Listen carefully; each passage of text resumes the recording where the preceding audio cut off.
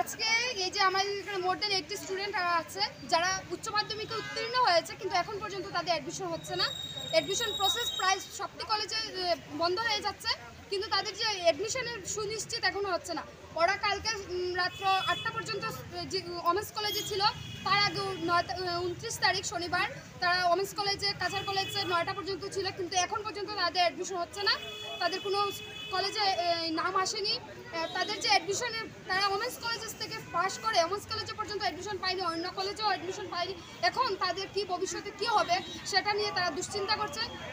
আমরা অ্যাডমিশন স্টেশনের কাছে গিয়েছি, কলেজ কর্তৃপক্ষের কাছে গিয়েছি, সব জায়গায় গিয়েছি, কিন্তু এখন পর্যন্ত তাদের কোনো সুনিশ্চিত করা হচ্ছে না যে তাদের অ্যাডমিশনটা কী হবে। এটার জন্য আজকে আমাদের এই জেলা কর্তৃপক্ষের কাছে আমরা দ্বারস্থ হয়েছি।